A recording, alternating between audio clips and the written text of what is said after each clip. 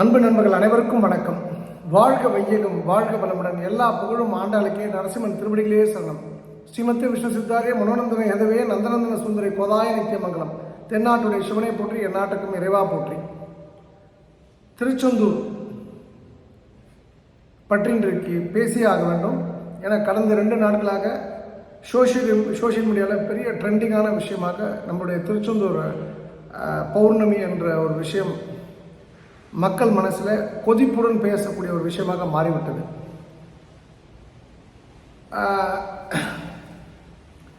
ரெண்டு வகையான கொதிப்பு. ஒன்று, எனக்கு தரிசனம் கிடைக்கல, அங்கே எந்த அடிப்படை வசதியும் இல்லை, பஸ் இல்லை, 8 மணி நேரம் ஆச்சு, சாமி பார்க்க முடியலன்னு ஒரு செட் ஆஃப் பீப்புள், சாப்பாடு இல்லைன்னு சொல்லிட்டு. இன்னொரு set of people, local people, ஏன் விவரம் தெரியாதவர்கள், ஏன் பௌர்ணமிக்கே போகிறீங்க புதுசாக, மற்ற நாள்லாம் கூட்டம் சும்மா தானே இருக்கும், அப்போ போகலாமே, ஒரே அன்றைக்கி தான் வரணும்னு ஏதாவது முருகர் சட்டம் போட்டிருக்காரு அப்படின்றது கொதிப்பு. இதில் அந்த 2வது வகையான கேள்விக்கு என்ன பதில்னா, அவங்களுக்கு தெரியாது இனிமேல் திருச்செந்தூரில் கூட்டம் எப்போதுமே இருக்கும். நான் ஜோசியக்காரன் கிடையாது, நான் ஜோதிடர் அல்ல, நியூமராலஜிஸ்ட் இல்லை, நல்லா புரிஞ்சுங்க. நான் சொல்கிறத அண்டர்லைன் பண்ணுங்க. திருச்செந்தூரில் இனிமேல் கூட்டம் இருக்கும், எப்போதுமே கூட்டம் இருக்கும். இதனால் நீங்கள் ஏன் பௌர்ணமிக்கு வரன்ற ஒரு வாதத்தை நம்ம ஒதுக்கி வைத்து விடலாம். நம்பர் 2, நம்ம ஆண்டாள் பக்தர்கள் பேரவை சார்பாக நான் அதில் நிறுவனராக இருந்தேன். இப்போ நான் அந்த பொறுப்பில் இல்லை, ஏன்னா எனக்கு ரிட்டையர்மெண்ட் வேணும்னு சொல்லிட்டு அந்த பொறுப்பை ரொம்ப ஸ்ட்ரெயிட் ஃபார்வர்டு ஆனஸ்ட் டீம்கிட்ட கொடுத்துட்டு நான் வேறு தளத்தில் நான் பிரயாணப்பட்டுருக்கேன். ஸோ அந்த வகையில் ஸ்ரீ ஆண்டாள் பக்தர்கள் பேரவை சார்பாக ஆகஸ்ட் 14, 2019 அன்று பௌர்ணமி அப்படின்ற ஒரு விஷயம் முதல் முறையாக திருச்செந்தூரில் விழாவாக கொண்டாடப்பட்டது. இதுக்கு முன்னாடி இருந்ததுன்னா உள்ளூர் மக்கள் சித்ரா பௌர்ணமிக்கு சாப்பிட்டு தூங்கிட்டு போயிடுவாங்க. சித்ரா பௌர்ணமிக்கு அடுத்த நாள் விவரம் தெரிஞ்சவங்க அந்த மண்ணில் இருந்துட்டு போவாங்க. இப்படி தான் அந்த மண்ணோட தொடர்பு. ஆனால் 96 எனக்கு கடவுள் நம்பிக்கைன்ற ஒரு விஷயம் திருச்செந்தூர் மண்ணை மதித்த வந்த பிறகு அந்த கோவிலில் எனக்கு ஒரு பிச்சை, சோத்துக்கு இல்லாமல் இருந்து பிச்சை கிடைத்த போது, நான் பிஇ முடிச்சு ஒரு 4 வருஷம் கழிச்சு ஒரு பெரிய பிரச்சனைக்கு நடுவில் அந்த கோயிலுக்கு போன போது ஒரு பெரிய மனமாற்றம் ஏற்பட்டது. அது அதன் விளைவாக நிறைய கோவில்கள், நிறைய பிரயாணங்கள்ன்ற ஒரு விஷயத்தை நான் முன்னெடுத்து சென்றேன். அந்த சமயத்தில் எனக்கு ஒரு ஐயங்கார் மனிதர் ஒருவர், நல்லா புரிஞ்சுங்க, அவர் வைஷ்ணவத்தை சேர்ந்தவர். அவர் பௌர்ணமியோடைய இம்பார்ட்டன்ஸ் பற்றி, திருச்செந்தூரை பற்றி யாரும் சொல்லாத தகவல்களை எனக்கு சொல்லியிருக்கார். இப்போ குருஸ்தலம் அப்படின்னு சொன்னாங்கன்னா வியாழனை குருன்னு சொல்லுவாங்க. அது மிகப்பெரிய பாவம். தட்சிணாமூர்த்தி குரு தான். அவர் அந்த நவக்கிரக குருவும் அவரும் ஒன்றல்ல. அப்போது ஒரு கடலை மாடலை போடுறோம் நவக்கிரக குருக்குன்னா அதை கொண்டு இங்கே போட்டிங்கன்னா பாவம். மஞ்சள் கலர் துணி சிவபெருமானுக்கான விஷயம் அல்ல. நிறைய தவறுகள்லாம் உண்டு. இது போல் அவர் திருச்செந்தூரில் 3 குருக்கள் உண்டு. அது ஏன் குருஸ்தலம்ன்றது யாரும் சொல்லாத தகவல்கள், நிறைய நுணுக்கமான விஷயங்கள்லாம் எனக்கு சொல்லியிருக்காரு. அவர் அப்படி சொல்லும் பொழுது அவர் சொன்ன விஷயம், திருச்செந்தூரில் பௌர்ணமி ரொம்ப விசேஷம். இப்போ அதெல்லாம் கிடையாது. இப்போ எப்படி நூற்றுக்கணக்கான தீர்த்தங்கள் ராமேஸ்வரம் மாதிரியே திருச்செந்தூரில் இருந்து மறைந்து போனதோ, ராமேஸ்வரத்தில் எப்படி குளிப்பாங்களோ அதே போல் திருச்செந்தூர்லேயும் தீர்த்தங்கள் உண்டு. அது இல்லை, இப்போ யார் கேட்டாலும் இல்லைன்னு தான் சொல்லுவாங்க. ஏன்னா அது எங்கே இருக்குன்னு யாருக்கும் தெரியாது. அதே போல் காலப்போக்கில் மறந்து போன விஷயமாக பௌர்ணமி அன்று திருச்செந்தூர் மண்ணில் தங்கியிருந்து திருச்செந்தூரில் அடுத்த நாள் முருகரை கும்பிட்டது எனக்கு சொல்லப்பட்ட தகவல். அதை நான் என்னுடைய நண்பர்கள்ட்ட நான் சொன்னேன். முதல் முறையாக அதை நான் செய்ய முற்பட்ட போது 2019 எனக்கு என்னுடைய ஒரு அருமையான ஒரு மனுஷி, எங்களோட குழுவுக்கு மிகப்பெரிய ஆதரவு கொடுக்கக்கூடிய ஆறுமுகநேரியை சேர்ந்த ஸ்ரீவித்யா ரவிக்குமார் அவர்கள் ஒரு பிள்ளையார் சொல்லி போட்டு நாங்கள் சாப்பாடு அவங்க தான் கொடுத்தாங்க. என்னுடைய நண்பர் பெரியமலையை சேர்ந்த, நாமக்கல் பெரியமலையை சேர்ந்த திரு சரவணன் அவர்கள் ஒரு 300 பேருக்கு சாப்பாடு எடுத்து என்னோடய நண்பர்கள் எல்லாருமே உட்காந்து சாப்பிட்டுட்டு அங்கே தூங்கிட்டு போனோம். அடுத்த பௌர்ணமி 2000 பேர் ஆச்சு. இப்போ நீங்கள் 10 லட்சம் 12 லட்சம் பேர் ஆயிருக்கு அப்படின்னு சொன்னால் இதுக்கு சொக்கலிங்கம் மட்டுமே காரணமான அதில் எனக்கு உடன்பாடு இல்லை. ஏன்னா ஒரு கோயிலுக்கு 10 லட்சம் பேர் வராங்கன்னா 10 லட்சம் பேர் எனக்கு தெரியும் அப்படின்னு சொன்னால் நான் முதலமைச்சராக இருப்பேன், இல்லை நான் பிரதம மந்திரியாக இருப்பேன், நாட்டோட பிரதம மந்திரியாக இருப்பேன். இது எப்படி நடந்ததுன்னா, ஒரு 50,000 பேர் 1 லட்சம் பேர் சொக்கலிங்கத்துக்கு வேண்டப்பட்டவர்கள் அந்த இடத்துல வராங்க அப்படின்னு சொல்லும்போது அவங்களுக்கு அந்த விஷயம் நடக்குது.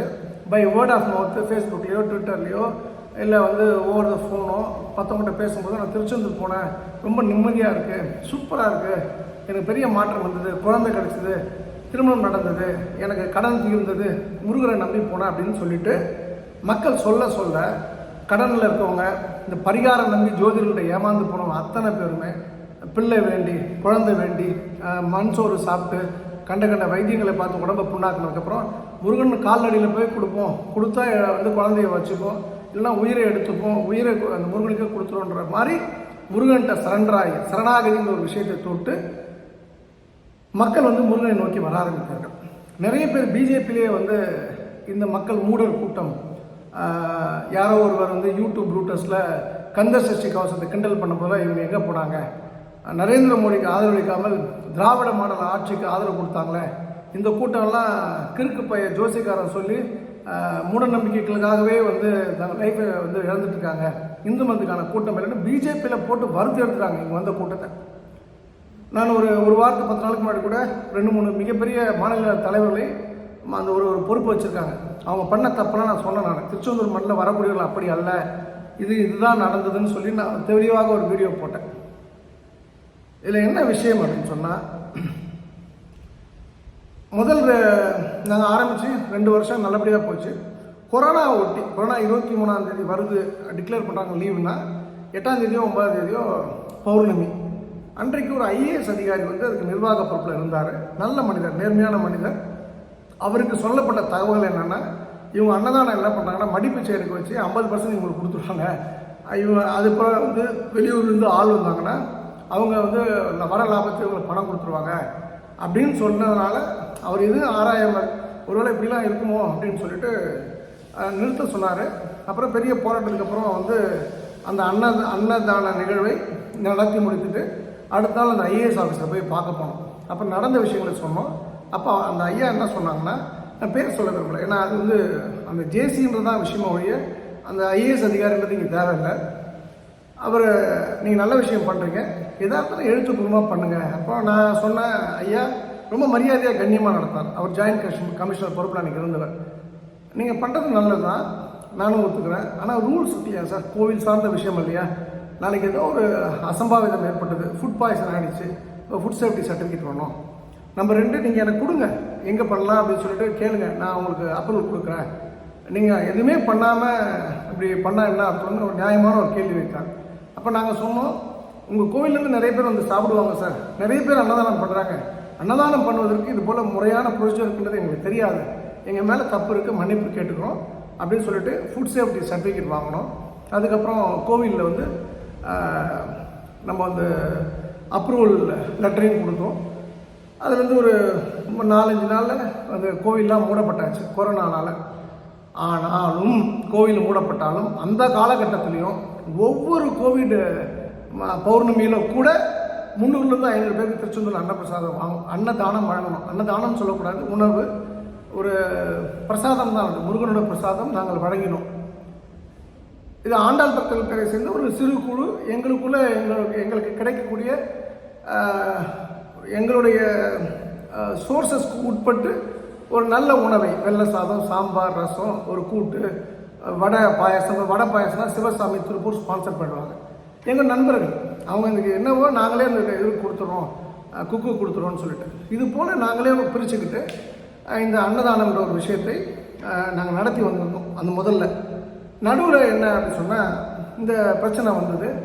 அதன் பிறகு மறுபடியும் வந்து கோவிட்லாம் முடிஞ்சு கோவில்லாம் ஓப்பன் ஆனதுக்கப்புறம் மதிப்பிற்குரிய மாண்புமிகு அண்ணாச்சி அனிதா ராதாகிருஷ்ணன் ஐயா அவருடைய தலைமையில் எங்களுடைய அண்ணன் உமரி சங்கர் அவருடைய தலைமையில் இந்த வந்து அன்னதான நிகழ்வை மறுபடியும் ரீஸ்டார்ட் பண்ணோம். நாங்கள் தான் அஃபிஷியலாக நடுவில் வந்து 300-500 பேர் சோறுபட்டதான் யாருக்குமே தெரியாது. இது ஒன்லி அந்த ஊரை சேர்ந்த நம்பி என்பவருக்கு மட்டும் தான் தெரியும், அந்த லோக்கல் பர்சனாலிட்டி. எங்கள் டீமை சேர்ந்த சுப்பிரமணியன், அவரும் திருச்செந்தூர் மயிலப்பத்திரையை சேர்ந்தவர். அன்ஃபார்ச்சுனேட்லி கேன்சர் வந்து ஒரு வருடங்களுக்கு முன்னாடி அவர் இறந்துட்டார். இவங்க 2 பேர் தான் அதை பண்ணது ஃபுல்லாகவே. மறுபடியும் ரீஸ்டார்ட் பண்ணுறோம். ஜேசி இப்போ இருக்கக்கூடிய ஜாயின் கமிட்டி, இப்போ அவரோட பேர் நான் சொல்கிறேன், திரு கார்த்திக் சார். ரொம்ப honest and straight forward to the core. இருவேறு கதையில் எப்போ எனக்கு எந்த சூழ்நிலை எனக்கு கேட்டாலும் அதில் வந்து எனக்கு மாற்றுக்கிறதே கிடையாது. அவர் வந்தார், சாப்பிட்டார், உணவு சாப்பிட்டார். நல்லா பண்ணுறீங்க, சூப்பராக பண்ணுறீங்க, சிறப்பாக பண்ணுறீங்க அப்படின்னு சொல்லிட்டு பாராட்டிட்டு போனார் ஜேசியும். ஆனால் எல்லாமே வாய்மொழி தான். நம்ம லெட்டர்லாம் அஃபிஷியலாக கொடுத்தாச்சு, இது மாதிரி நாங்கள் பண்ணுறோன்னு சொல்லிட்டு இங்கே பண்ணுங்கள். இன்ஃபேக்ட் ஜேசிலாம் ஒரு ஸ்டெப் அகேடாகவே போய் நான் வந்து உங்களுக்கு எக்ஸ்ட்ரா ஒரு 10 பேர் போடுறேன் தட்டு க்ளீன் பண்ணுறதுக்கு, எக்ஸ்ட்ரா வந்து உங்களுக்கு வாட்டர் லைன்லாம் கொடுக்குறேன், லைட் கனெக்ஷன்லாம் போட்டு கொடுக்குறேன்னு ஜேசி ஐயா சொன்னது உண்மை. அவரை நீங்கள் கேட்கலாம், நீங்கள் முருகன் சத்தியமாக அவர் சொன்னது உண்மை. இது இப்படியே தான் போயிட்டு இருந்தது. எல்லா மக்கள்லாம் ஒன்று கூடி அழகாக சாப்பிட்டு ரொம்ப திருப்தியாக எல்லாருமே வந்து ஒரு 50,000 1,00,000 பேர் வரைக்கும் பௌர்ணமியில் கூட்டம் இருந்து கொண்டாடி கொண்டு மகிழ்ச்சியாக சாமியை பார்த்துட்டு போனார்கள். வருவார்கள், சாமி பார்ப்பாங்க, சாப்பிடுவாங்க, அவங்க கடற்கரையில் இருப்பாங்க. ஏன்னா எல்லா இடத்துலையும் கட்டுமான வேலை நடக்குது, வரக்கூடிய எல்லாத்துலேயும் பணம் இருக்காது. அவங்க கடலில் வந்து தூங்கின மாதிரி ஆச்சு, நிலவை ரசித்த மாதிரி ஆச்சு, முருகனை நினைச்ச மாதிரி ஆச்சு. முருகன் உடைய மண்ணில் முருகன் வந்து எல்லா இடத்துலையும் இருக்கார். குறிப்பாக அவர் கடலிருந்து அந்த சிலையை மீட்டதுனால கடலுக்கு ஒரு பெரிய அரிய சக்தி இருப்பதாக மக்கள் வந்து நினைக்கிறாங்க. அப்போ இந்த இடத்துல மக்கள் ஒன்றும் முட்டாள் கிடையாது. தமிழ்நாட்டு மக்கள் யாருக்கு எப்படி ஓட்டு போடணும்னு தெரியுது இல்லையா? உலகமே ஒரு பக்கம் இருந்தாலும், தமிழ்நாடு அதாவது இந்தியாவே ஒரு பக்கம் இருந்தாலும், தமிழ்நாட்டில் ஒரு டிசிஷன் எடுக்கிறாங்கன்னா மக்களுக்கு மூளை இருக்குது. அவனும் முட்டாள் கிடையாது. அவனுக்கு யாரை எங்கே வைக்கணுன்றது தான் தெரியும். அப்படிப்பட்ட மக்களை ஏதோ ஒரு யூடியூபர் இன்ஃப்ளூயன்ஸ் பண்ணிட்டாரு, ஜோசிகாரன் சொல்லிட்டான் அப்படின்னு சொல்லிட்டு மக்களை வந்து ஒரு மூடர் கூட்டமாகவே சித்தரிக்க ஆரம்பித்தாங்க. இதில் வந்து ப்ராப்ளம் எங்கே உண்மையிலேயே ஸ்டார்ட் ஆச்சு அப்படின்னு சொன்னால், இந்த நிர்வாகத்தை பொறுத்த வரைக்கும் 2 பேர் வந்து ரொம்ப முக்கியமான ஆட்கள். ஒருத்தர் வந்து வேல் ராமகிருஷ்ணன் அப்படின்னு சொல்லிட்டு, அவர் ஏதோ ஏடிஎம்கே காங்கிரஸ்லாம் இருந்தவர், ஒரு அரசியல்வாதி. எந்த பொறுப்பும் கோயிலில் கிடையாது. அவர் என்ன பண்ணுறாருன்னு யாருக்கும் தெரியாது. ஆனாலும் அவருக்கு ஒரு 30-40 பாஸ் வழங்கப்படும். யாருக்கு வேணால் அவர் கொடுப்பார். அவர் ஒரு 4 ஐயரை வச்சுட்டு அந்த ஐயர் மூலமாக கொடுப்பதாக ஐயர்களே, அந்த கோயில் திருசுந்தர்களே எனக்கு சொன்னாங்க. அவங்க வந்து 500 ரூபாய் 1000 ரூபாய் விற்பாங்க. அப்போ ஒரு 50 பாஸ் அப்படின்னா 500 ரூபாய்னா 25,000 ரூபாய் ஒரு நாளைக்கு அவருக்கு வருமானம் வரும். அப்படிப்பட்டவர் தான் திருடி பிறரை திருடி நினைப்பாங்க. அப்போது அந்த கோயிலில் அவர் வந்து ஒரு பெரிய ரோல் ப்ளே பண்ணுறார். அவர் சொல்கிறது தான் வந்து எல்லாரும் கேட்கணும் மாதிரி நினைக்கக்கூடிய ஒரு மனிதர். அவர் யாரெல்லாம் எனக்கு தெரியாது, நான் பார்த்து கிடையாது. இது வந்து அந்த கோயிலுடைய அர்ச்சகர்கள் எனக்கு சொன்னது. நம்பர் 2, அந்த கோவிலில் திரு ராமச்சந்திரன் ஒரு ஏஎஸ்ஓ இருக்கார். ஏஎஸ்ஓனா அசிஸ்டன்ட் செக்யூரிட்டி ஆஃபீஸர் நினைக்கிறேன். அவர் வந்து எப்படின்னா, அவரோட வேலை டிவியை வந்து மானிட்டர் பண்ண வேண்டியது. ஆனால் அதை விட்டு அவர் எப்போதுமே தங்கள் மதுரையிலேருந்து அவர் வந்திருக்கார் போல் இருக்கு, எக்ஸ் சர்வீஸ்மேன் போல் இருக்கு. அவங்க ஊருக்காரன் வந்தாங்கன்னா எல்லாரும் ஒட்டுமொத்தமாக எல்லாத்தையும் திறந்து விட்டு எல்லாரும் சாமி கும்பிட வைக்க வேண்டியது. அவர் வந்து ஏஎஸ்ஓவுக்கு யார் வந்து சலாம் போட்டு கும்பிடு போட்டு எந்த ஆள் வந்து பவ்யமாக இருக்கானோ அவனுக்கு வந்து உரிமையை கொடுக்க வேண்டியது. அவங்கள பற்றி நல்லா சொல்ல வேண்டியது ஜாயின்ட் கமிஷன்கிட்ட, மற்றவனெல்லாம் வந்து அசிங்கப்படுத்த வேண்டியது. இதை கேட்டுக்கிட்டு நிறைய முறை ஜாயின்ட் கமிஷன், இப்போ தற்போது ஜாயின்ட் கமிஷனாக இருக்கக்கூடிய திரு கார்த்திக் ஐயா அவர்கள் அந்த கோயிலுக்கு உண்மையான உரிமையாளர்களான திரு சுதந்திரர்களை ஒரு வேலைக்காரர்களோட மோசமாக நடத்தி வந்து கொண்டிருக்கின்றார். இன்றைய தேதி வரைக்கும் துளி கூட மதிக்க மாட்டார். கேட்டால் ஒவ்வொரு ஐயரும் 10 பேரை கூட்டு போகிறான், 50 பேர் கூட்டு போகிறான், கொள்ளடிக்கிறான்ட்டு. இப்போவும் நான் சொல்கிறேன், எப்பவும் சொல்கிறேன், கார்த்திக் சாரை வந்து ஊழல் பண்ணான்னு சொன்னால் ஒதுக்க மாட்டேன். ஆனால் கார்த்திக் சாருக்கு நிர்வாகத்தை எப்படி நடத்தணும் அப்படின்ற ஒரு நாலேஜ் சுத்தமாக இல்லாத மனிதராக நான் பார்க்குறேன். இது போன்ற ஆட்கள் சொல்லி அதுலேயும் குறிப்பாக அந்த ஏஎஸ்ஓ வந்து மிகப்பெரிய அளவில் ஆட்களை வந்து உள்ளே அனுமதித்து, இங்கே ஒரு 100 பேர் அனுமதிச்சுன்னா அங்கே 100 பேர் இன்னும் எக்ஸ்ட்ரா டைம் எடுத்து காத்து கிடக்கணும். அப்போ கூட்டம் ஏற இவங்களுக்கு டிமாண்ட் ஆகுது. அப்போ 50 100 ஆகுது, 100 50 ஆகுது, அப்படின்னு 100 500 ஆகுது அப்படின்ற ஒரு சூழ்நிலையில் இவங்களுக்கு என்ன, ஒரு பணத்துக்கு பணமும் வருது. அட் த சேம் டைம் ஒரு டைமுக்கு அப்புறம் பணம் வந்தாலும் இந்த கூட்டம் இரிட்டேஷனாக மாறிவிடுகின்றது. அப்போ அந்த சூழ்நிலையில் அவங்க வந்து ஜாயின்ட் கமிஷனர் என்ன சொல்கிறாங்கன்னா, இந்த ஆண்டாள் அந்த அன்னதானம் தான் இதுக்கெல்லாம் காரணம், நம்மளால் வேலையை பார்க்க முடியல, அவங்க நம்மளை பற்றி தப்பாக சொல்ல வேண்டியது. இவங்க ஆளுங்களை வந்து வண்டியில் கூட்டு வராங்க, இவங்க கமிஷன் தராங்க. அதாவது தான் திருடன் அப்படின்னா ஊரே திருடன் நினைக்கக்கூடியவர். இவனுங்க திருடனுங்க, அதனால ஊரே திருடன் நினைக்கிறாங்க. இந்த 2 பேரும் மடிப்பிச்சு எடுக்கிறவங்கலாம் வந்து எங்களுக்கெல்லாம் கொடுத்து நாங்கள் 3 வேளை தான் சோறு தின்ற மாதிரி. ஆமாம், புல்லே இல்லைன்னு நம்ம மடிப்பிச்சு எடுக்கிறான். தன்னுடைய வம்சம் செழிக்கணும், நான் அடுத்த கட்டம் போகணும், கடனோட உச்சகட்டத்தில் இருக்கேன், பண்ண பாவங்கள் போட்டோம் அப்படின்ட்டு மடிப்பிச்சை எடுக்கிறான். மடிப்பிச்சை எடுக்கக்கூடாதுன்னு அவங்கள ஆளை வச்சு அடிக்கிறது, மிரட்டுறது போன்ற விஷயங்கள் தொடர்ந்து நடந்துட்டு, இந்த விஷயங்களும் இவங்க தான் காரணம்னு ஒரு ஒரு விஷயத்தை சொல்லி ஒரு ரிஃப்ட், ஒரு பிளவை ஏற்படுத்துகிறார். அப்போது அந்த அந்த பிளவு தான் பெரிய பிளவாக மாறுகின்றது. இதற்கு நடுவில் எங்ககிட்ட அந்த வந்த பக்தர்கள்லாம், சார் நாங்கள்லாம் கோயிலுக்கு வரோம், நீங்களாம் ஒரு பெரிய இயக்கம் சார், எங்களுக்கு பெண்களுக்கு எல்லா இடத்துலையும் இடித்து போட்டாங்க, நாங்கள் ஒன்றுக்கு போகிறது கூட இடம் இல்லை சார், டாய்லெட்டு ஒரு ஒரு ஒரு எமர்ஜென்சி டாய்லெட்டுக்கு போனால் கூட எங்களால் ஒதுங்கிறதுக்கு கூட இடம் இல்லை சார், என்னம்மா பண்ணணும், ஏதாவது டாய்லெட் கட்டி கொடுங்க அப்படின்னு சொல்லும்போது, எனக்கு டாய்லெட் கட்ட முடியாது கடற்கரையில், நான் மொபைல் டாய்லெட் வேணால் ரெடி பண்ணுறேன் அப்படின்னு சொல்லிட்டு என் கூட இருந்தவர் சொன்னார், மொபைல் டாய்லெட் ரெடி பண்ணுன்னு சொல்லிட்டு 25 லட்சம் ரூபாய்க்கு ஸ்டெயின்லெஸ் ஸ்டீலில் பண்ண ஹைடெக்கான 4 டயர்களை பொருத்திய ஒரு டிராக்டரில் எங்கே வேணால் அதை தள்ளிட்டு போகலாம், அருமையான ஒரு high end with all type of connectivity, என்னெல்லாம் எப்படிலாம் இருக்குமோ ஒரு டாய்லெட், பெஸ்ட் டாய்லெட் வந்தே பாரத்தில் இருக்க மாதிரி நாங்கள் ரெடி பண்ணி கொடுத்தோம். ஜேசிலாம் அற்புதமாக அதை ஏற்றுக்கிட்டார். ஒரு வள்ளி கோகையில் வச்சு யூஸ் பண்ணாங்க 2 மாதம் 3 மாதத்துக்கு. இந்த நல்ல விஷயம் பண்ணதுனால ஜேசிக்கு ஒரு நல்ல ஒரு எங்கள் மேலே எண்ணம் இருந்தது. அதை இந்த 2 பேரும் கெடுத்து சொல்லி, தவறாக சொல்லி கெடுத்து, ஜேசி என்ன நினச்சிட்டாருன்னா நானா நீயான்ற மாதிரி எங்கள் ஆட்களை டீல் பண்ண ஆரம்பித்தார். இந்த இடத்துல தூத்துக்குடியில் ஒரு பெரிய வெள்ளம் ஏற்படுகின்றது, வெள்ளம் வருகின்றது, எல்லாருக்குமே தெரியும், திருநெல்வேலி தூத்துக்குடியில். அப்போது நாங்களும் ஒரு 5000 பேருக்கு 500 ரூபாய் 1000 ரூபாய் ஒருத்தர் மளிகை பொருட்கள்லாம் கொடுக்கும்போது, கட்சி இல்லாமல் ஜாதி இல்லாமல் எல்லாருக்கும் கொடுத்தபோது, அந்த வெள்ளம் டைமில் யாரும் திருச்செந்தூரில் போய் மாட்டிக்காதீங்க, நிர்வாகம் அரசு நிர்வாகம் ஸ்தம்பிச்சு போயிருக்கு, அவங்கள நம்ம துயரப்படுத்தக்கூடாது, ஏன்னா ஒருத்தவங்க வீடு இல்லை, மாடு இல்லை, கழனி இல்லை, காடு இல்லை அப்படின்னு சொல்லும்போது அரசாங்கம் அவங்கள தானே பார்க்கும். இப்போ நீ போய் 1000 பேர் அங்கே நின்னா 1000 பேருக்கு 4 போலீஸ்காரங்க போடணும், போலீஸ்காரங்களுக்கு வேறு வேலை இருக்கிறதுனால நீங்கள் போகாதீங்க, அந்த திருச்செந்தூரை சுற்றி தண்ணீர் சூழ்ந்துருக்குன்னு நான் சொன்னது என்ன நினச்சிட்டாருன்னா ஜேசி, இந்த 2 பேரும் என்ன சொல்லிட்டாங்கன்னா, உங்கள் நிர்வாகம் சரியில்லை, சொக்கலிங்கம் என்ன பண்ணிட்டாருன்னா உங்களை அசிங்கப்படுத்திட்டார், ஒரு வீடியோ போட்டு உங்களை கேவலப்படுத்திட்டாரு, உங்களை அவமானப்படுத்திட்டாரு, அவரை நீங்கள் கண்டிக்கணும் அப்படின்னு சொன்னோன்னே அவர் எங்களுடைய டீமை சேர்ந்த திரு சரவணன்ட்ட தன்னுடைய கண்டனத்தை தெரிவிக்கிறார். எப்படி சொல்லலாம் எங்கள் நிர்வாகம் சரின்ட்டு, அவருக்கு ஒன்றுமே புரியல, தட்டிட்டு வச்சுட்டார்.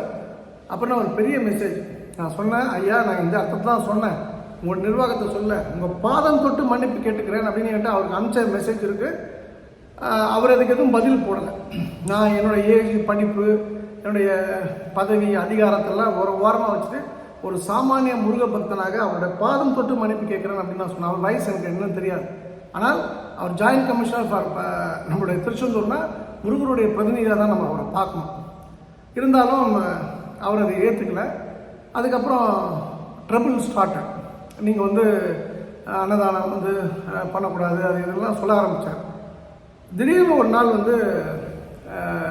எங்களுக்கு திரு சூப்பர் சுப்பிரமணியன் ஒரு பிராமணர் தெரியும், அந்த கோயில் திருசு அவரை கூப்பிட்டு, நீங்கள் கொடுத்த டாய்லெட்லாம் உங்கள் ஆண்டாள் குரூப்பை விட்டு எடுத்துகிட்டு போக சொல்லுங்கள், இங்கே யூஸே கிடையாது, அது வேஸ்ட்டாக போட்டிருக்குன்னு சொன்ன உடனே அவர் எங்கிட்ட சொல்ல, நம்ம கொடுத்தது எப்படி, முருகர் கோயில் கொடுத்தது எப்படி வாங்க முடியும், அது தப்பாச்சு, சூப்பர், அது தப்பு, நான் சேர்மன்ட்டு நான் யார்ட்டையாவது சொல்லி பேச சொல்கிறேன், அது வேண்டாம், கொடுக்குறதா நம்ம மீனாட்சி அம்மன் கொடுக்கலாம், வேறு ஏதாவது பெரிய கோயில் கொடுக்கலாம், ஆனால் அது கொடுத்தது முருகர் கோயில் கொடுத்தது நம்ம எப்படி வாங்க முடியும், வாங்கக்கூடாது, அதில் ஏதாவது தப்பு இருந்தாலும் நம்ம ரெக்டிஃபை பண்ணித்தரலாம் நான் சொல்கிறேன்.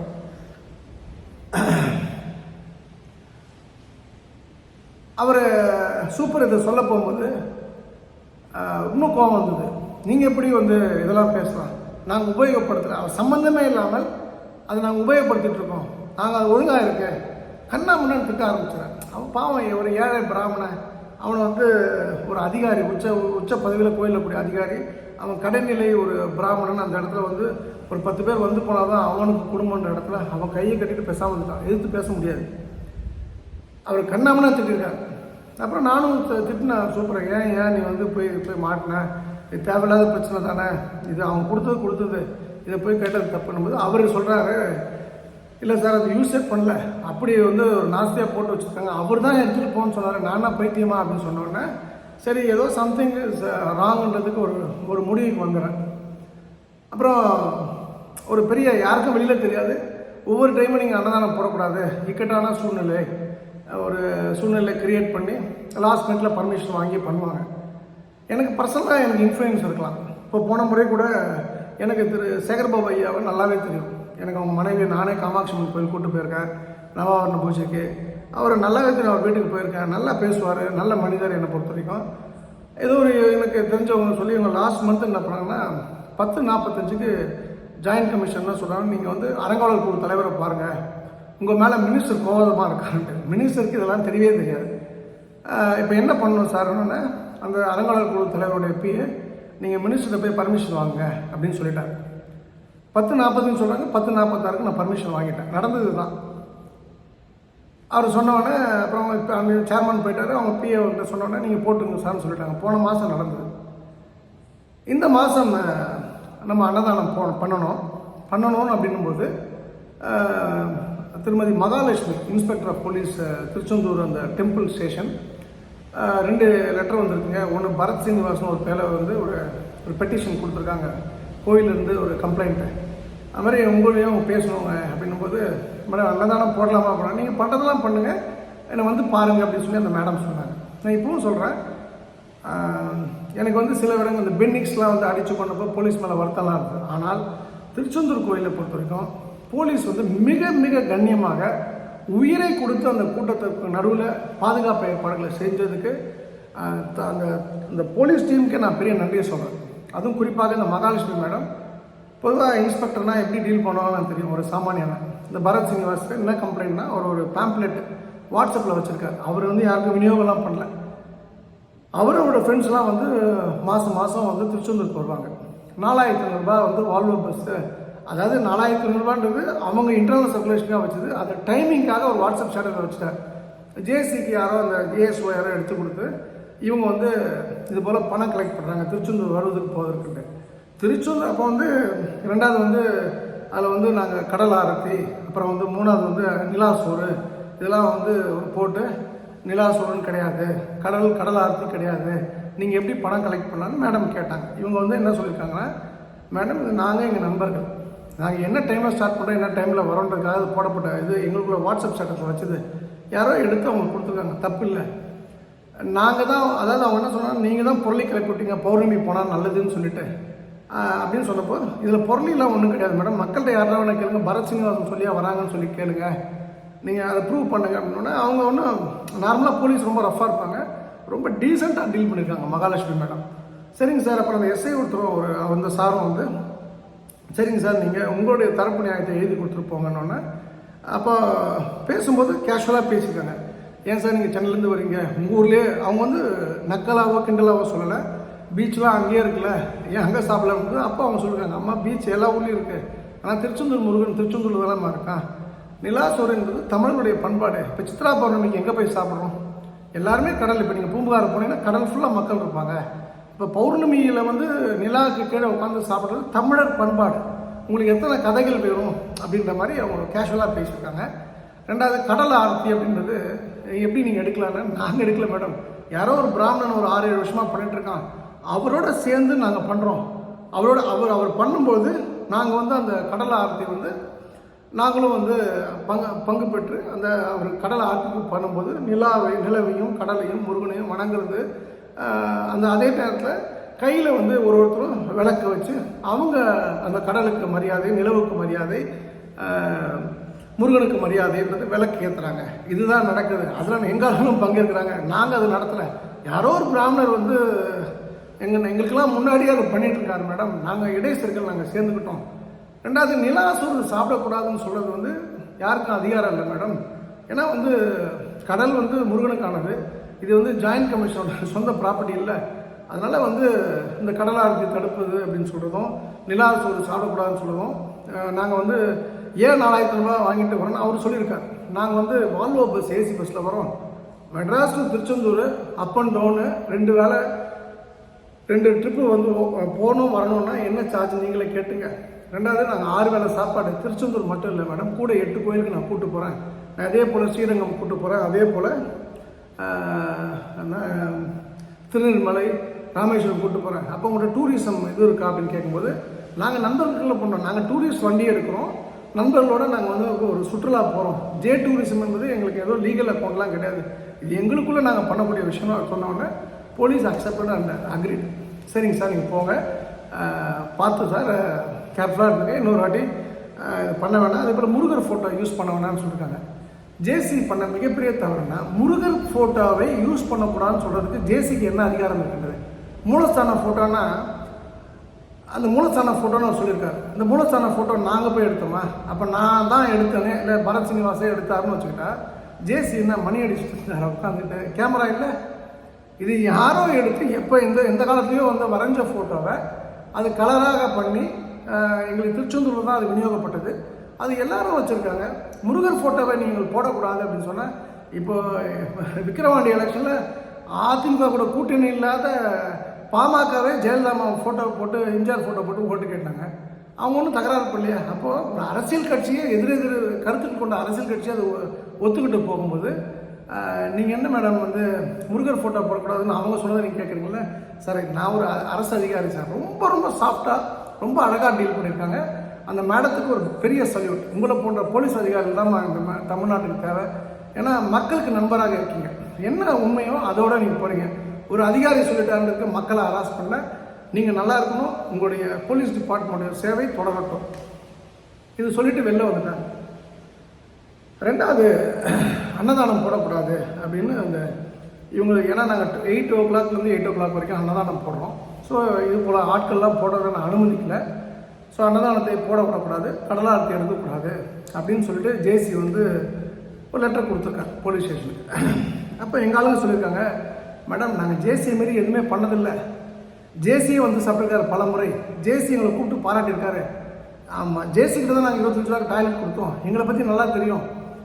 ஜேசி இதை எங்கிட்டே சொல்லி நீங்களே வேணாப்பா, நீங்களே அன்னதானம்லாம் போடாதீங்க, தூர போங்கன்னு சொன்னால் நாங்கள் பாட்டுக்கு போயிருப்போம். எங்களுக்கு என்ன வேலையில் எங்களில் பொண்டாட்டி இல்லையா, பிள்ளைங்களே, கம்பெனியில் நிர்வாகம் இல்லையா? ஆனால் ஜேசி அதை விட்டுட்டு கம்ப்ளைண்ட்டாக கொடுத்துருக்காரு. மேடம் 8 மணிலேருந்து 8 மணி போடுறாங்க, நாங்கள் போடுறோம், இவங்க எதுக்கு போடணும் அப்படின்னு சொல்லிட்டு அவர் சொல்லியிருக்காரு. சரி மேடம் நாங்கள் போடலை அப்படின்னு சொல்லிட்டாங்க. அப்புறம் சாதம்லாம் வந்து கிட்டத்தட்ட 28 சிப்பம் வடித்தாச்சு. என்ன பண்ணுறதுன்னு கேட்கும்போது, நாங்கள் ஒரு மண்டபம் எடுத்து தான் சமைப்போம், எங்களுக்கும் எஃப்எஸ்ஐ சர்டிஃபிகேட் இருக்கிறதுனால மேடம் நான் மண்டபத்தில் வந்து கொடுத்துக்குறோம், கோவிலுக்கு அதுக்கு சம்மந்தமே இல்லை, திருச்செந்தூர் உள்ள அப்படின்னு. சரிங்க சார், இந்த வாட்டி பண்ணிவிடுங்க, ஏன்னா மக்கள் கஷ்டப்படுவாங்க, நெக்ஸ்ட் டைம் நீங்கள் வந்து ப்ராப்பராக கோர்ட் உத்தரவுப்படி பண்ணுங்க அப்படின்னு சொல்லியிருக்காங்க. கோர்ட்டில் ஏதாவது டைரக்ஷன் வாங்கிக்கிங்கன்னு சொல்லிட்டு. இன்ஃபேக்ட் நாங்கள் இந்த அன்னதானம் பண்ணோம், அனிதா அண்ணனுடைய உமரிசங்கர் அண்ணன் தலைமையில் இந்த விஷயத்தை பண்ணும்போது நான் கோர்ட் டைரக்ஷன் வாங்கிட்டோம். ஜஸ்டிஸ் மாண்புமிகு புகழேந்தி லார்ட்ஷிப் புகழேந்தி ஐயா தான் வந்து அந்த ஜட்மெண்ட் கொடுத்தாங்க. இவங்க பண்ணுற அன்னதானத்துக்கு நீங்கள் ப்ரொடெக்ஷன் கொடுங்க அப்படின்னு சொல்லிட்டு. அது வந்து இன்றைக்கும் வந்து திருச்செந்தூர் கோர்ட்டுக்கு எங்கிட்டையும் காப்பி இருக்குது. ஸோ நாங்கள் எதுவும் இல்லீகலாக பண்ணலை. அப்போது இந்த இடத்துல அந்த மேடம் மகாலட்சுமி மேடம், நீங்கள் அன்னதானம் இந்த இடத்துல பண்ணிங்கன்னா, அது தேரடி பக்கத்தில் ஒரு இடத்துல பண்ணியாச்சு, நல்லபடியாக முடிஞ்சுது. நாங்களும் அவங்களுக்கு தேங்க் பண்ணோம், போலீஸ் நல்லா ப்ரொடெக்ஷன் கொடுத்தாங்க, முடிஞ்சுது. இப்போ இந்த இடத்துல என்னுடைய கேள்விகள் என்னென்னா, 8லேருந்து 8 வரைக்கும் நீங்கள் சாப்பாடு போடுறீங்க, மேக்ஸிமம் எவ்வளோ பேர் சாப்பாடு போடுறீங்க கணக்கு சொல்லுங்கள். 5000, 10,000, 20,000 இருக்குமா? அங்கே 10 லட்சம் பேர் இருக்காங்க, அவனுக்கு யார் சோறு போடுவான்? திருச்செந்தூரில் எவ்வளோ ஹோட்டல்ஸ் இருக்குது, எல்லா ஹோட்டல்லையுமே 24 hours 100 குக்கு வேலை பார்த்தா கூட அங்கே வரவங்களுக்கு சாப்பாடு போட முடியாது. அப்போது நாங்கள் சாப்பாடு போடுறோம், நீங்கள் சாப்பாடு போடாதன்னு நீங்கள் சொல்கிறீங்கன்னா, நீங்கள் அப்போ எல்லாருக்கும் சாப்பாடு கொடுங்க, 24 hours சாப்பாடு கொடுங்க. பணம் வருதில்ல, பக்தர் வர அத்தனை பேர் உண்டியில் பணம் போடுறான்ல. இப்போ நீங்கள் வந்து நான் ஒரு பெரிய பஞ்சாயத்து இருக்குது, ஏஎஸ்ஓ பஞ்சாயத்து இருக்குது, நான் அப்புறம் சொல்கிறேன், இப்பயே சொல்லலாமா என்ன இருக்குது? ஏஎஸ்ஓக்கு சம்பளம் 49,500 ரூபா. என்ன பேசிஸில் ஏஎஸ்ஓக்கு 49,500 ரூபா? ஒரு ஐயர் அந்த திருசுந்தரன் சொல்கிறாங்க, இவன் தான் பிரச்சனையே இந்த கோயிலில். ஜேசி நல்ல மனிதர், அவர் நல்லா இருந்தவரை ஐயர்களை பற்றி தப்பாக சொல்லி அவங்கள சம்பாதிக்க சொல்லி எங்களை ஒரு பெரிய எதிரியாகவே நினச்சிட்டாரு, எங்களை துச்சமாக ஒரு தூசி போல் அவர் பார்க்குறாருன்ற இதுக்கு மிக முக்கியமான காரணம் அந்த ஏஎஸ்ஓ தான். அப்போ நான் கேட்குறேன், இப்போது அந்த 49,500 ரூபாய் ஏஎஸ்ஓ கொடுக்கறதுக்கு என்ன காரணம்? அவர் எந்த இன்டர்வியூ பாஸ் பண்ணார்? இவங்க சொல்லுவாங்க நான் அவுட் சோர்ஸ் பண்ணியிருக்கேன். அவுட் சோர்ஸ் எந்த கம்பெனிக்கு பண்ணப்பட்டிருக்கு, யார் டைரக்டரு, எல்லா இங்கே மட்டும் பண்ணியிருக்கா, எல்லா கோயிலும் பண்ணியிருக்கா? அப்போ தமிழ்நாட்டில் ஒரு 500 கோயில் அரங்கா ஹெச்ஆர்என்சி கண்ட்ரோல் இருக்குன்னா, அப்போ 500 × 50,000 ரூபாய் சேலரி ஒரு மாதம் ஒரு நிறுவனத்துக்கு போகின்றது. இதுக்கான கணக்கு வழக்குகள்லாம் நம்ம பார்க்கணும். இது வந்து கோர்ட்டில் நான் நிச்சயமாக கோர்ட்டுக்கான விஷயங்களை நான் இதெல்லாம் சேர்ப்பேன். அப்போது இல்லீகலாக புறவாசல் வழியாக வந்த ஒரு ஏஎஸ்ஓ ஒரு கோயில் நிர்வாகத்தை நடத்துவதா அப்படின்றது தான் என்னுடைய முதல் கேள்வி. ரெண்டாவது, நேர்மையோட உச்சக்கட்டம்னு சொல்லக்கூடிய ஜாயின்ட் கமிஷனர் இது வரைக்கும் போலீஸை மதிக்க மாட்டார். எவன் வந்தாலும் பாஸ் கொடுக்குறாதுன்னு சொல்லப்போ இப்போ கூட்டத்தை சமாளிக்க போலீஸ் வேணும்னும் போது போலீஸ்ன்னு சொன்னாலே 20 பேர் 30 பேர் கதவை திறந்தோம். நான் கண்ணால் பார்த்தேன். போன மாதம் காலையில் 5 மணிக்கு நான் வந்து நானும் ஒரு மந்திரியோடைய மருமகள் அவங்களுடைய மாப்பிள்ளை 3 பேர் அந்த சாமி கும்பிட போகிறோம். 2000 ரூபாய் டிக்கெட் ஆன்லைனில் வாங்கிட்டு போனோம். எங்களுக்கு முன்னாடி 15 பேர் உள்ள 10 பேர் 12 பேர் உள்ள உட்காந்துருக்காங்க. எப்போ போனாங்களாம் தெரியாது, எப்போ போனாங்கன்றது தெரியாது. ஆனால் 12 பேர் உட்காந்துருக்காங்க. நின்றுட்டு தான் சாமி பார்த்தோம். 2000 ரூபாய் கொடுத்துட்டு நின்றுட்டு தான் அபிஷேகம் பார்த்தோம். அந்த நேரத்தில் பார்க்குற ஒரு 500 பேர் உள்ளே விடுறாங்க.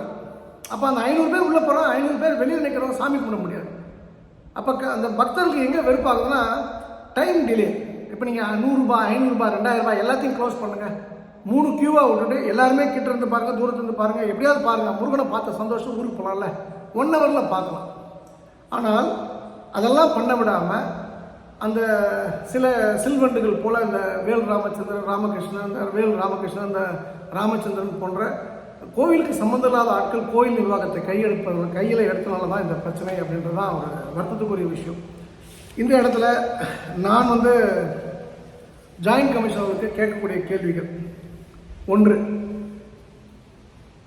கோவிலுக்கு வந்து முந்திலாம் பஸ்லாம் உள்ளே வரும், இப்போ எந்த பஸ்ஸுமே உள்ளே வரல. ஏன்னா 200 ரூபாய் டோல்கேட் சார்ஜஸ்னு அவன் மக்களை 2 கிலோமீட்டருக்கு முன்னாடி நிறுத்திடுறாங்க.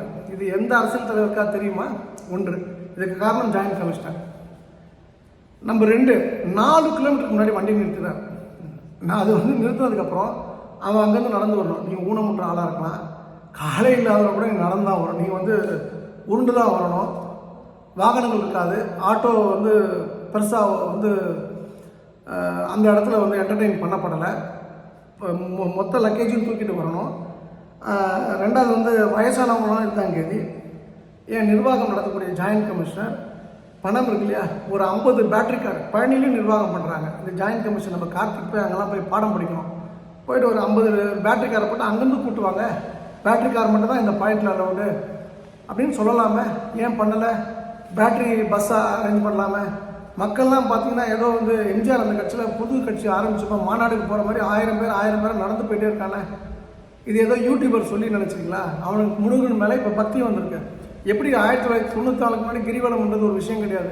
94 அப்புறம் தான் கிரிவலம் என்பது ஒரு பெரிய விஷயமா ஆச்சு. கிரிவலம் முன்னாடி போவாங்க 5 பேர் 10 பேர். திருச்செந்தூர்லேயும் பௌர்ணமிக்கு 10 பேர் 20 பேர் படுத்த காலங்கள் உண்டு. எங்களுக்கு முன்னாடியே விவரம் தெரியாது, அதனால் இப்போ விவரம் தெரிஞ்சிருக்கு. அவன் நம்பி வரான் முருகனை. நீ வராத அப்படின்றதுக்காகவே 5 கிலோமீட்டர் 6 கிலோமீட்டர் முன்னாடி வண்டி நிறுத்தி உன் சொந்தக்காரனோட நிறுத்தி நடந்து போ லக்கேஜோடு சொல்கிற அளவுக்கு ஜாயின்ட் கமிஷனர் வந்து துணிஞ்சிட்டார்.